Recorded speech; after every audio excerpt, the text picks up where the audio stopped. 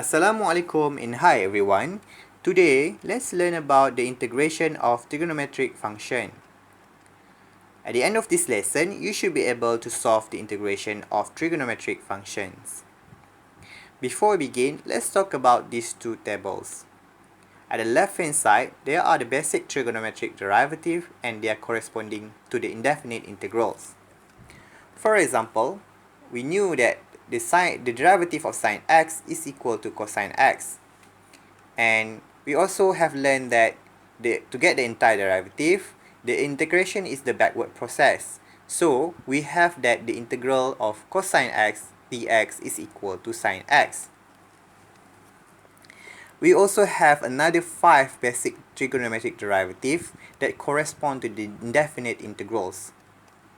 So at this table, you can either memorize it or just refer to this table to check for the trigonometric function integrals.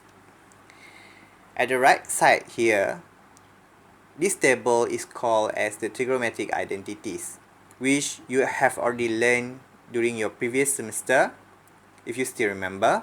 So this table you may need to refer to set up properly for integration by substitution.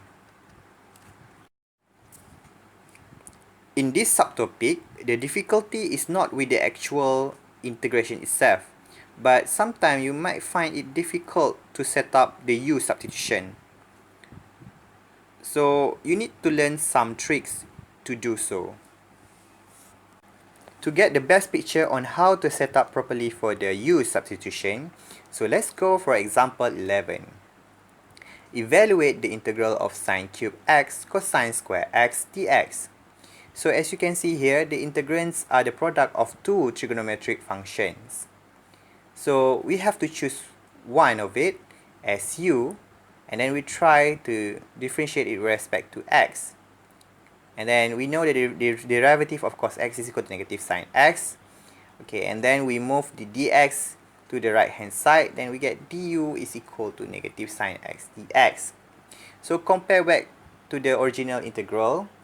So we can see that there are things that we need to substitute back at the dx and the du there, but we have sine cube x there. So how we're going to solve that? We have to extend the term as sine x, sine square x, cos square x dx. So now we can see how to substitute du inside these integrants.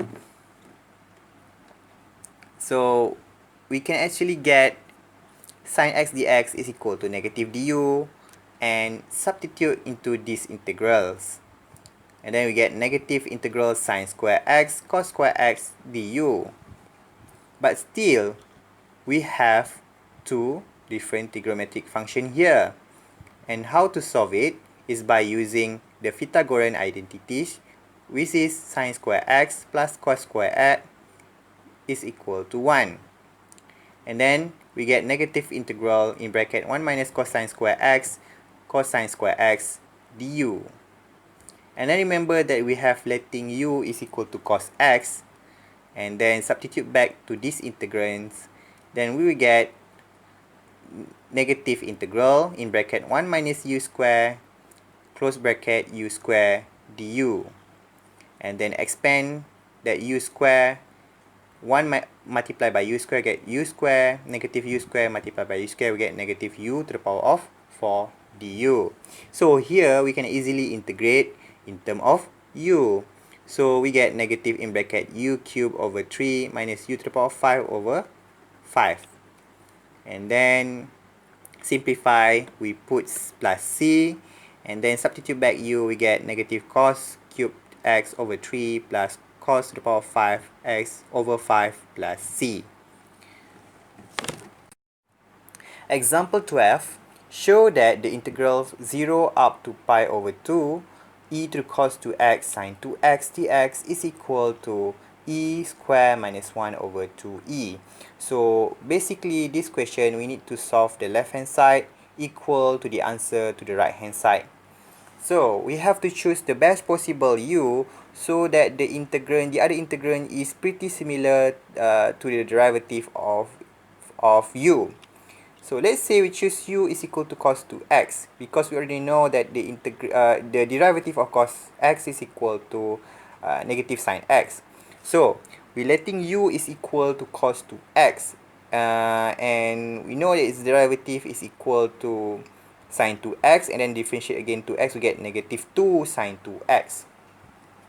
Okay, and then we bring dx to the right hand side, and also move negative 2 to the left hand side, so we get negative half du is equal to sine 2x dx. And then as you can see here, sine 2x dx is equal to the other integrand beside u at the original integrals. So here we can substitute at this integral, then we get negative half integral from lower limit of 0 up to pi over 2 e to the u du. And then we have to integrate e to the power of u.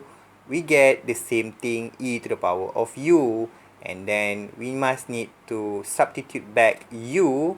Then we get negative half e to the power of cos 2x from the lower limit of 0 up to upper limit, which is pi over 2.